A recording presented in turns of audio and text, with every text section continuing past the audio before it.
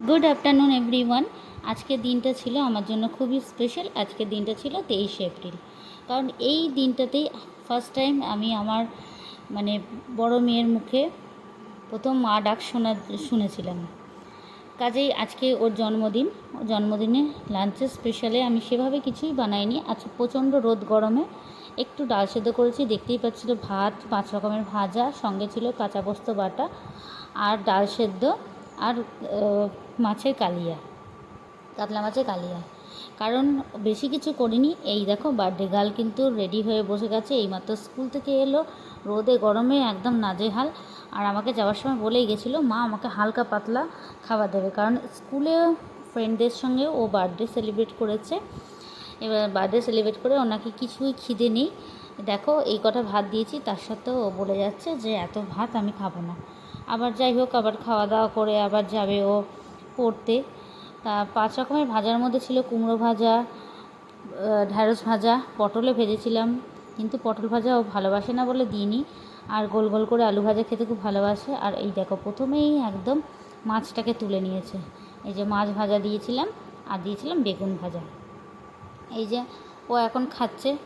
আর এদিকে এই দেখো এখানে সমস্ত যে টিফিনে আমি করে দিয়েছিলাম সকালবেলা। আজকে ঘুম থেকে উঠে সকালবেলা একদম টিফিন বক্স আছে ফাঁকা হয়ে এসছে। টিফিনে করে দিয়েছিলাম লুচি আর আলুর দম।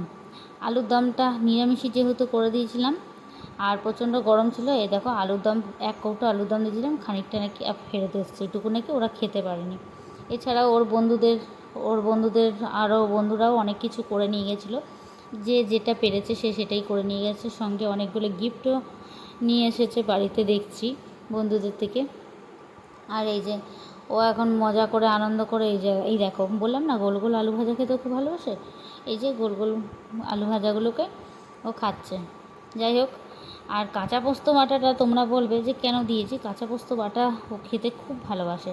কাঁচা পোস্ত বাটা দিয়ে বেগুন ভাজা হলে পরেই ওর ভাত খাওয়া হয়ে যায়। সঙ্গে যদি একটা ডিমের পোচ হয়ে যায় তাহলে তো খাবার একেবারে জমে গেল।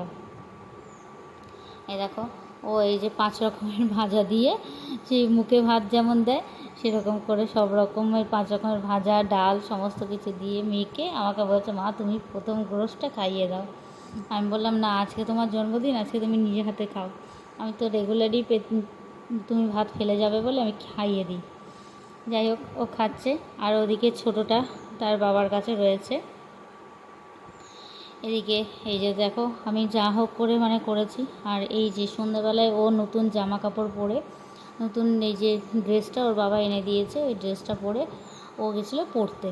জন্মদিন বলে তো আর পড়া সমস্ত কিছু তুলে ফেললে হবে না, কারণ ও ক্লাস 7-এ উঠে গেছে। আমি অনেক দিন ভিডিও দিইনি বলে তোমাদের সঙ্গে অনেক কিছু আমি শেয়ার করতে পারিনি। অহনা এবার ক্লাস 7-এ উঠলো। আর এই দেখো আজ এই জন্মদিনটা ওর সঙ্গে যে আরেকটা মেয়ে পড়ে তারও জন্মদিন ছিল। তা সেখান থেকেই ওদের বাড়ির ওখান থেকে কেক আনা হয়েছিল। সেই কেক ম্যাম এনে এই যে ওদের জন্মদিন সেলিব্রেট করেছেন।